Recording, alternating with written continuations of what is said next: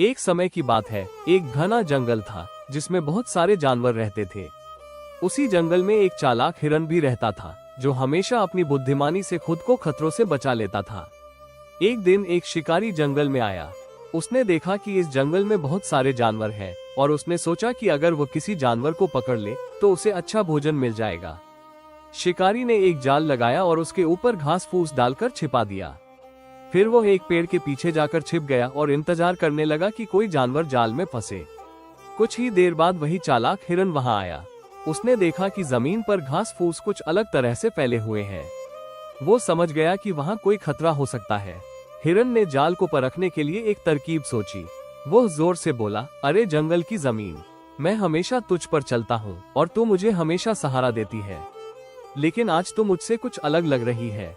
अगर तू वैसी ही है जैसी हमेशा थी तो मुझे अपने ऊपर कूदने का संकेत दे। शिकारी ने ये सुना और सोचा कि शायद जंगल की जमीन सच में हिरन से बात करती होगी। उसे डर था कि अगर उसने कुछ नहीं किया तो हिरन वहां से भाग जाएगा। इसलिए शिकारी ने जमीन की ओर से आवाज निकालकर कहा, हाँ हाँ, मैं वैसी ही हूँ जैसे हमेशा थी। तुम निश्चिंत होकर मुझ पर कूद सकते हो। हिरन तुरंत समझ गया कि यह शिकारी की चाल है। वो जोर से हंसा और बोला, तुमने खुद को पकड़वा दिया शिकारी। मैं इतना मूर्ख नहीं कि तुम्हारे जाल में फंस जाऊं। ये कहकर वो तेजी से जंगल की ओर भाग गया। शिकारी अपना सिर पकड़कर रह गया और सोचने लगा कि उसने कितनी बड़ी मूर्खता कर दी। शिक्षा, बुद्धिमान व्यक्ति हमेशा अपनी सूझबूझ से खुद को मुसीबत से बचा लेता है। गर्मियों के दिनों में एक बार बहुत तेज गर्मी पड़ी। जंगल के कई तालाब और झरने सूख गए थे। जानवरों को पीने के लिए पानी नहीं मिल रहा था। एक दिन एक प्यासी लोमड़ी पानी की तलाश में इधर उधर भटक रही थी। चलते चलते वो एक कुएं के पास पहुंची। उसने नीचे झांका तो देखा कि कुएं में थोड़ा पानी है। लोमड़ी बहुत प्यासी थी, इसलिए बिना सोचे समझे वो कुएं में कूद गई और जी भरकर पानी पीने लगी। लेकिन जब उसने बाहर निकलने की कोशिश की तो उसे एहसास हुआ कि कुएं की दीवारें बहुत ऊंची और फिसलन भरी हैं। वो जितनी बार बाहर निकलने की कोशिश करती उतनी बार फिसलकर वापस गिर जाती। अब लोमड़ी को चिंता होने लगी कि वो यहाँ से कैसे निकलेगी। तभी वहाँ से एक बकरी गुजरी। उसने कुएं के अंदर झांका और लोमड़ी को देखा। बकरी ने पूछा, अरे लोमड़ी बहन, तुम यहाँ क्या कर रही हो? लोमड़ी को एक तरकीब सूझी।